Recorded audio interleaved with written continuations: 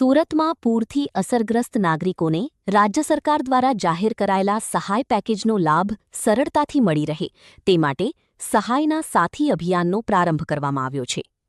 ઉધના સ્થિત કમલમ કાર્યાલય ખાતે શરૂ કરાયેલા આ માહિતી કેન્દ્રમાં અસરગ્રસ્ત લોકોને જરૂરી દસ્તાવેજો, અરજી પ્રક્રિયા તેમજ સરકારની વિવિધ સહાય યોજનાઓ અંગે માર્ગદર્શન આપવામાં આવશે. આ કેન્દ્ર દરરોજ સવારે 11 વાગ્યાથી સાંજે 5 વાગ્યા સુધી કાર્યરત રહેશે. અસરગ્રસ્ત નાગરિકોને જરૂરી દસ્તાવેજો સાથે કેન્દ્રનો સંપર્ક કરી સરકારની સહાય યોજનાઓનો લાભ લેવા અપીલ કરવામાં આવી છે. પૂરગ્રસ્ત પરિવારોને ઝડપી અને સરળ રીતે સહાય મળી રહે તે જ આ અભિયાનનો મુખ્ય હેતુ છે. સુરત મહાનગરની અંદર જે અતિ વરસાદને કારણે પૂરની સ્થિતિનું નિર્માણ થયું હતું અને એના કારણે સુરતના જે રહેણાંક વિસ્તારો અને કોમર્શિયલ વિસ્તારોમાં જે આર્થિક નુકસાન ખૂબ મોટા પાયે થયું છે, એના માટે ભારતીય જનતા પાર્ટીના નેતૃત્વવાળી આપણી સરકાર દ્વારા તો સહાય પેકેજ અને રાહત પેકેજો આપવામાં આવ્યા છે, પરંતુ એની સાથે સાથે આ પેકેજોને માટે જે જરૂરી પુરાવાઓ માટેની જે કંઈ પણ માહિતી ઉપલબ્ધ કરવા માટે સુરત મહાનગરના કમલમ કાર્યાલય ખાતેથી સુરત શહેરના આદરણીય અધ્યક્ષ શ્રી પરેશભાઈ પટેલ, મહામંત્રી શ્રી કરશનભાઈ, મહામંત્રી શ્રી દુર્ગાપ્રસાદજી, મહામંત્રી શ્રી વિરલભાઈ અને એમની ટીમ દ્વારા આ એક સહાયના સારથી તરીકે એક ઓફિસમાં કમલમ કાર્યાલય ઉપર એક આ કેમ્પેનિંગ ચાલુ કર્યું છે કે જે પણ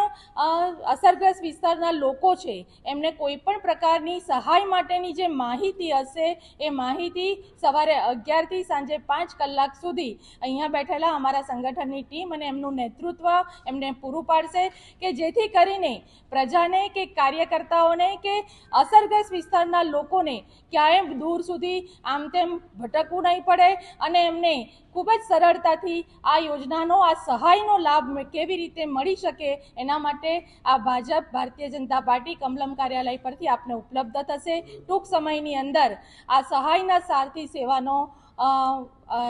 સેવાની શરૂઆત પણ આપણા કાર્યાલય પરથી શરૂ કરવામાં આવશે. ધન્યવાદ. અને એ પરિસ્થિતિમાં આપ સૌ મીડિયાના મિત્રોએ પણ ખૂબ જ મહેનત અને ધગશથી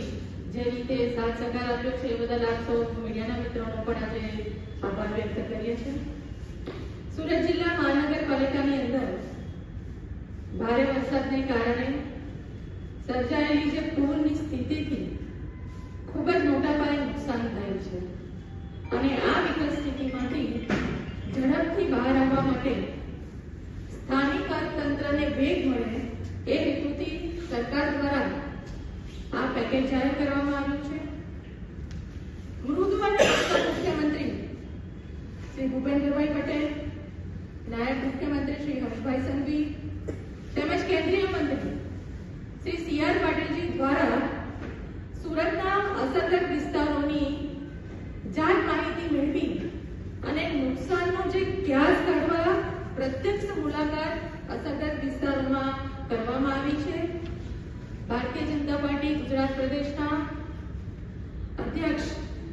શ્રી જગદીશભાઈ વિશ્વકર્માજીએ પણ આ પરિસ્થિતિને ખૂબ જ ગંભીર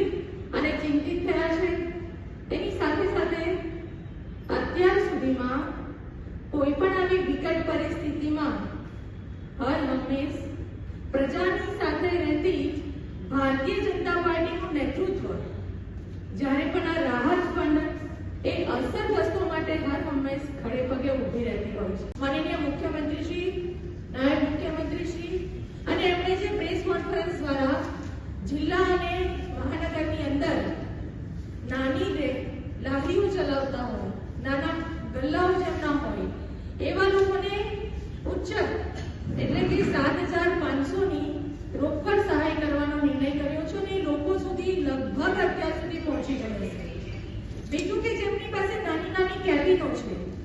અને એ કેબિનનો વિસ્તાર 40 ફૂટની અંદર હશે તો એમને પણ રોકડ સહાય રૂપે 25,000 રૂપિયાની સહાય કરવામાં આવી છે. અને જો આ જ કેબિનો 40 ફૂટથી ઉપર